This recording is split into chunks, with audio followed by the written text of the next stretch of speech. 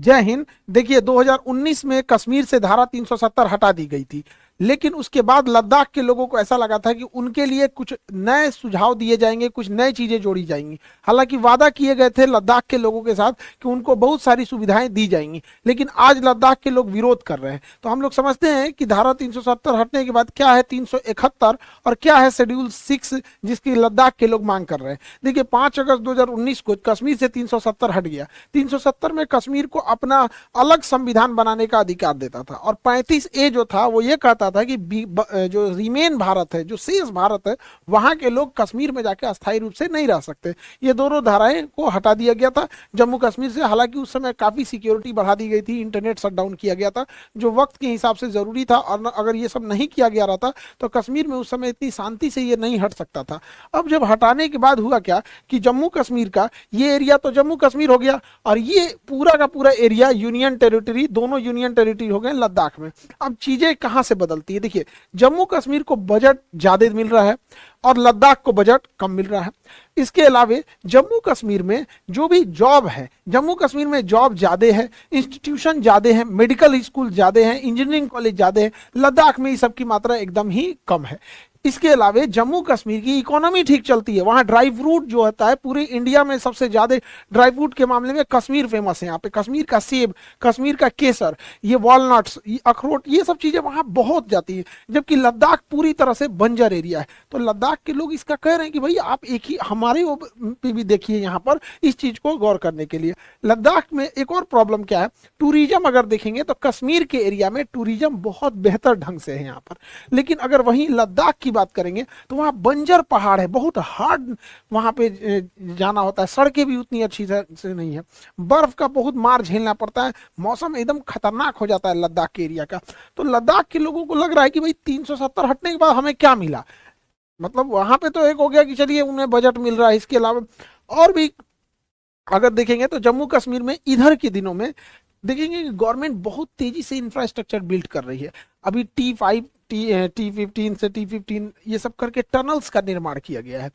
वहां पे बहुत बड़े ब्रिजेस का निर्माण किया गया है, चिनाब नदी वगैरह पर रेलवे नेट कनेक्टिविटी को बढ़ाया जा रहा है।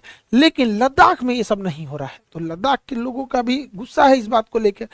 और सबसे बड़ा क्या हुआ, जब 2019 में 5 अगस्त 2019 को जब कश्मीर को 2 भागों में तोड़ा गया तो कहा गया कि ये भी यूनियन टेरिटरी रहेगा और ये भी यूटी रहेगा, यूनियन टेरिटरी। लेकिन जम्मू कश्मीर के यूनियन टेरिटरी को इन्होंने विधानसभा दे दिया, और विधानसभा देने की वजह से कि जम्मू कश्मीर पर केंद्र सरकार का 100% कंट्रोल नहीं रहेगा, बल्कि बड़े बड़े मुद्दों पर कंट्रोल रहेगा। और मीडियम और छोटे लेवल के लिए जम्मू कश्मीर विधानसभा बना दी गई ताकि यहाँ के लोग चुनेंगे और यहाँ के लोग अधिकारियों पर अपना कंट्रोल रखेंगे। जबकि लद्दाख को यूनियन टेरिटरी में विधानसभा का दर्जा नहीं दिया गया। अब जब विधानसभा का दर्जा नहीं दिया जाएगा तो जम्मू कश्मीर को तो अपने लीडर्स मिलेंगे जो इनकी बातों को विधानसभा तक ले जाएंगे, और विधानसभा एक पावरफुल चीज होती है, यहाँ कोई भी बात बोलेंगे रिकॉर्ड होता है, उस पर जवाब देना होता है, क्या प्रोग्रेस हुआ क्या प्रोग्रेस नहीं हुआ।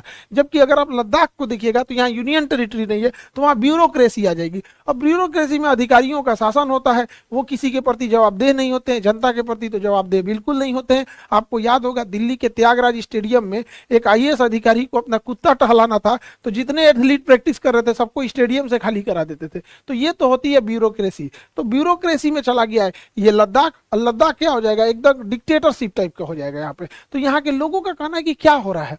और 2019 से जब 370 हट गया तो बहुत सारी कंपनी यहाँ आके, प्राइवेट कंपनी यहाँ इंफ्रास्ट्रक्चर बिल्ड करने लगी, टूरिस्ट प्लेस खोलने लगे, बड़े बड़े होटल खोलने लगे, रेस्टोरेंट खोलने लगे। इससे क्या है कि लद्दाख की जो मूल जो स्ट्रक्चर था कि लद्दाख एक नेचर वाला था, वो अपने जीव प्रकृति और पर्यावरण से मेल मिलाप करके रहता था, लद्दाख की ये चीजें खराब होने लगी, जिस वजह से लद्दाख के लोग सड़कों पर उतर गए और लद्दाख को बचाने की मांग करने लगे। और वो लोग का मांग में एक चीज था कि वो लोग शेड्यूल 6 में जोड़ने के लिए कह रहे थे, are demand to add Ladakh in schedule 6।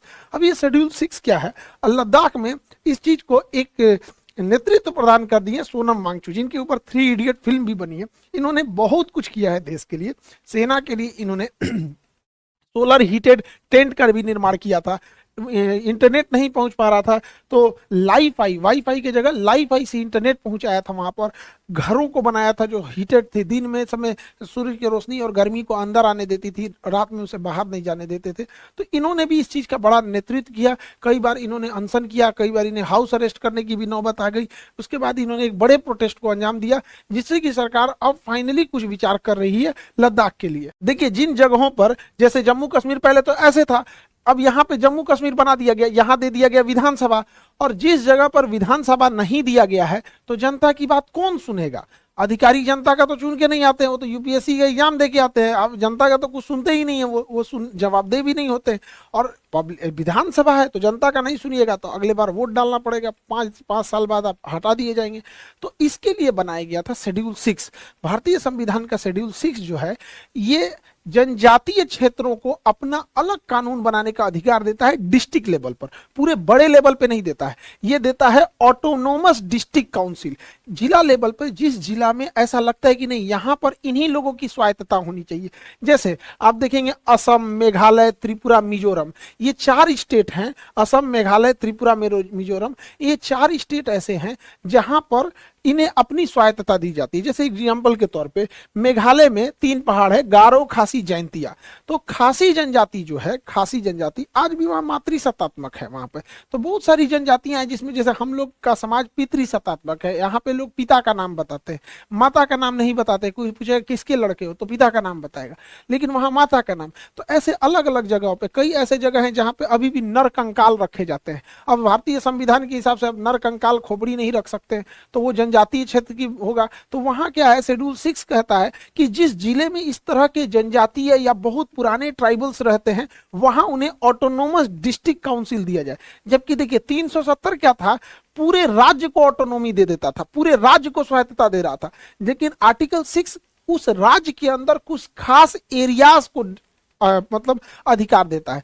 तो यही कहना है लद्दाख के लोगों का कि यहाँ बड़ी बड़ी कंपनियां आ जाएंगी और ये पूरी पहाड़, पूरी इकोसिस्टम को नाश देंगी। इसलिए हमें शेड्यूल 6 दे दीजिए, और शेड्यूल 6 में हम डिसाइड करेंगे कि कौन कौन एरिया ऑटोनोमस रहेगा। वो डिसाइड कर देंगे, जो जो हाईली सेंसिटिव जोन है उसको एडीसी में डाल देंगे, ऑटोनोमस डिस्ट्रिक्ट काउंसिल, कि यहाँ कोई आके इन्वेस्टमेंट नहीं कर सकता है। तो जिस जिस जगहों को बचाना चाहते हैं, जैसे बिहार में, जैसे अगर घाट है, बिहार की जितनी नदियां हैं उसके घाट पे छठ की पूजा होती है। पता चला कोई कंपनी आई और घाट को कह दिया कि हम इसको अपने लिए यूज करेंगे, छठ पूजा आप कहीं और करके दीजिए, बवाले हो जाएगा। तो हम लोग भी उसके लिए क्या कहेंगे कि भाई एक काम करो, तुम्हें कंपनी बनाना है तो ये छठ का जो घाट है ना, ये हम लोग के लिए छोड़ दो शेड्यूल 6 में, इसमें हम ही लोग का अपना ऑटोनोमस रहेगा।